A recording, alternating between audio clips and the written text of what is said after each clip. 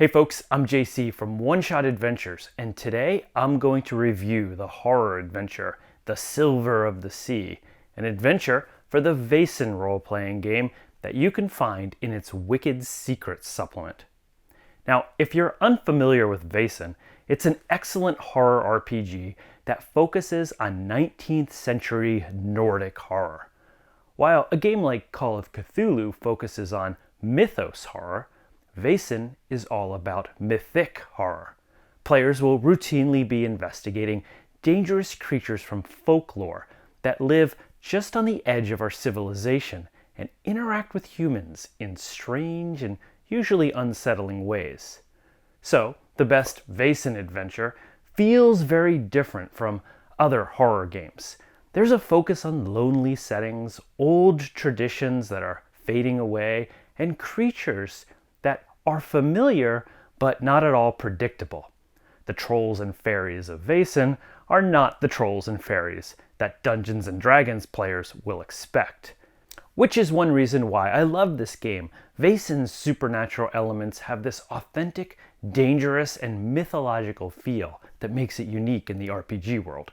The Silver of the Sea is a short Vaesen adventure that's full of mystery and investigation and dark secrets.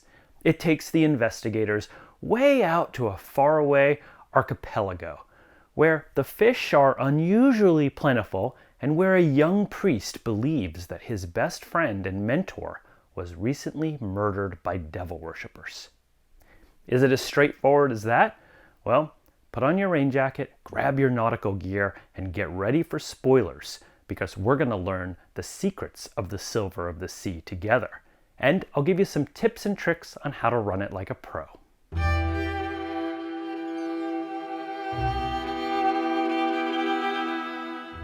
The Silver of the Sea is written by Thomas Harenstam.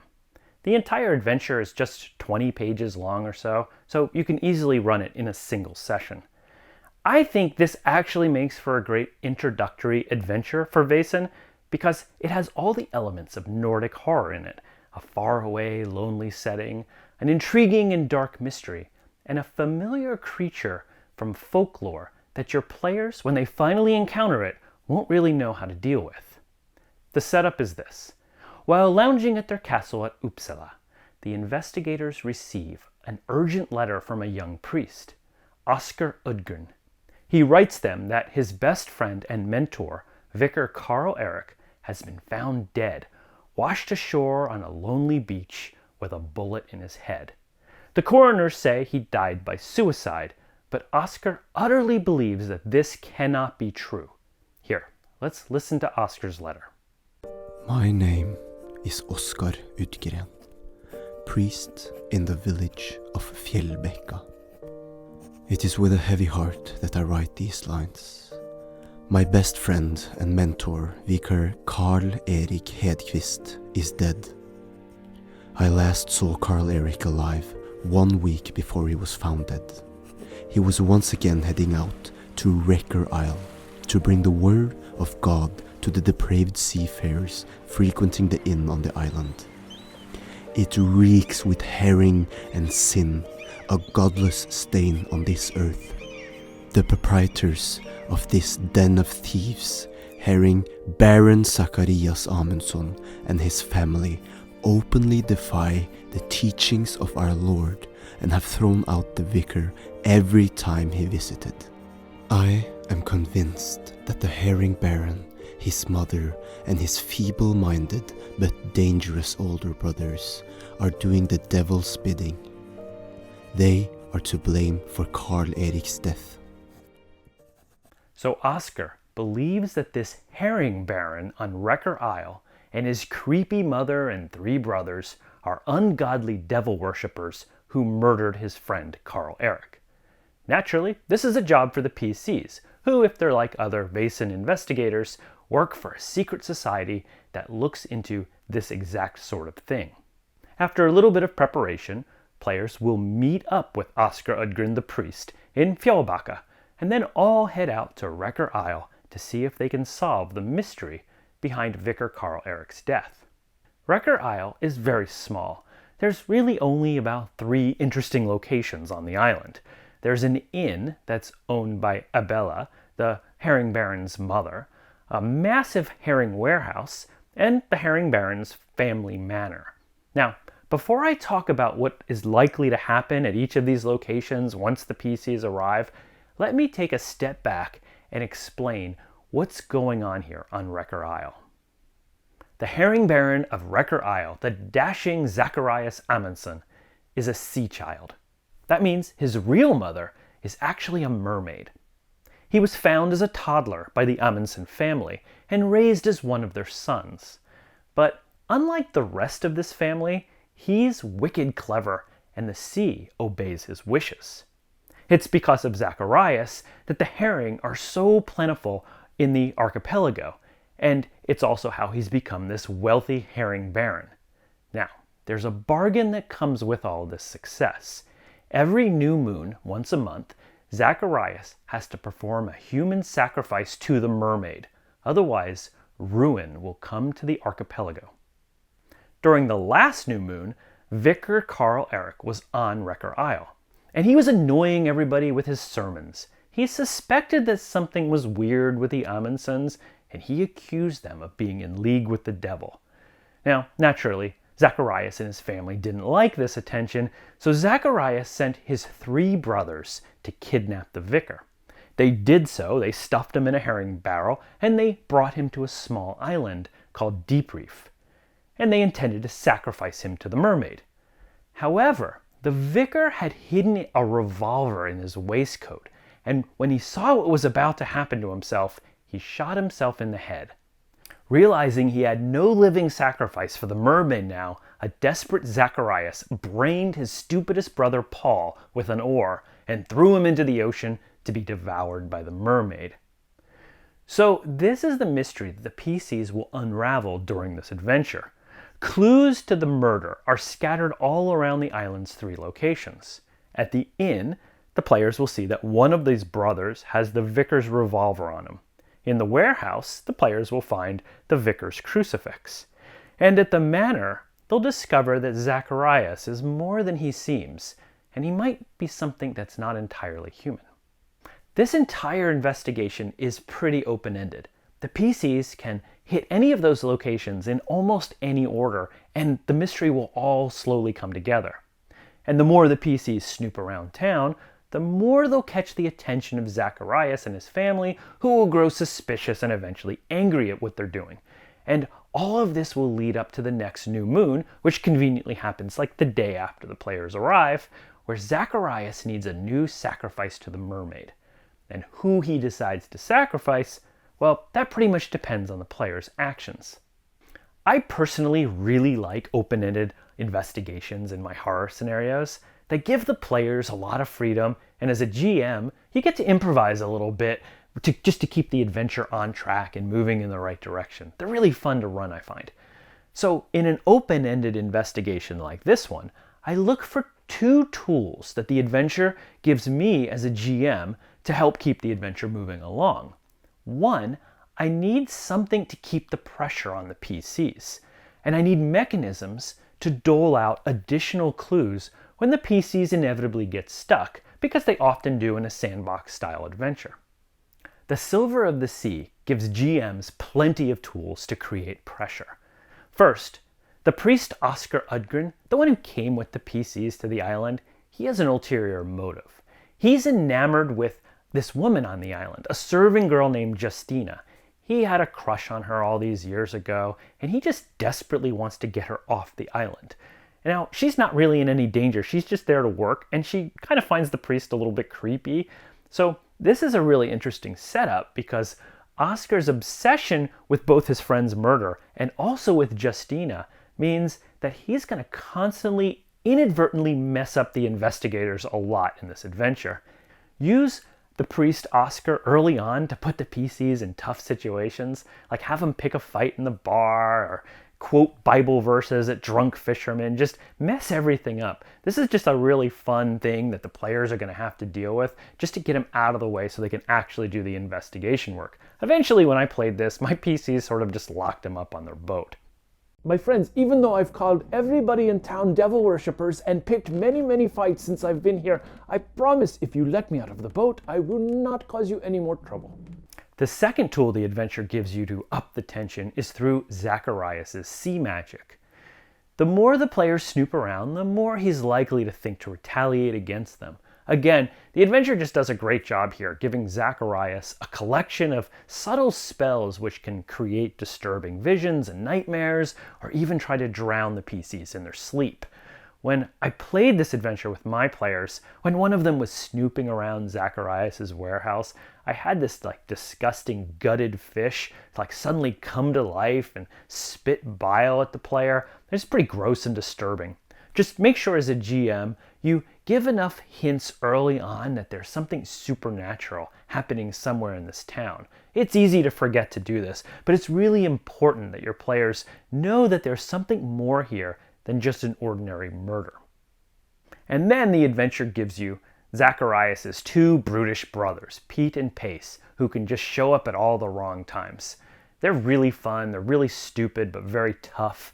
And my recommendation is that you make these two goons kind of calm and slow to violence, especially early on in the adventure, because you just don't want your PCs killing or defeating these brothers too early. You'll need them later on in the adventure as the new moon starts to emerge.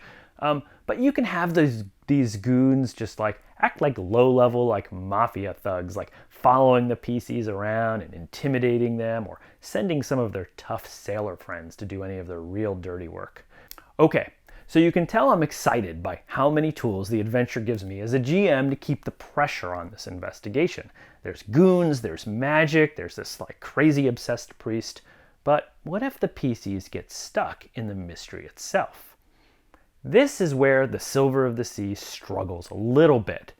I guarantee your players are smart enough to figure out right away that Zacharias and his family are behind Carl Eric's murder.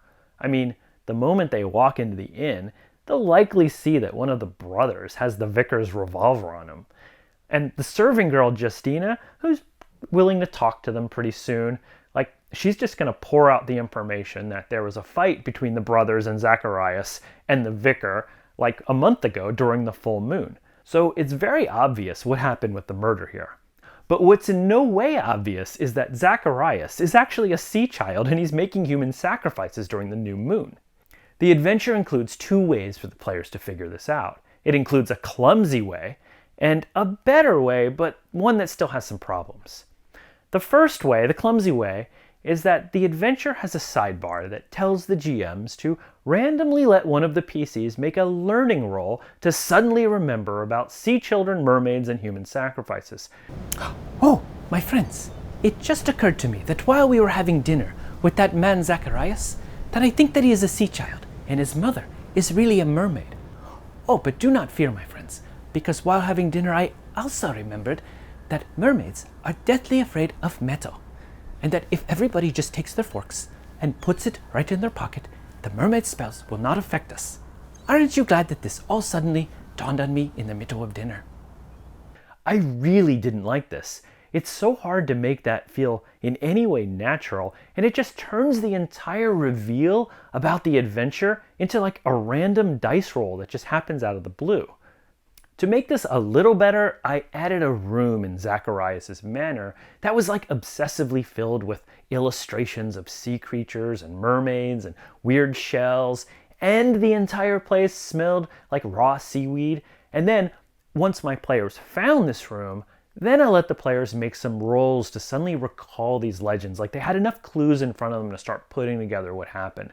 This made it feel a little more natural, but it really relies on your players snooping around Zacharias' manor, which is going to be difficult, and not all players are going to have the guts or the thought to do that.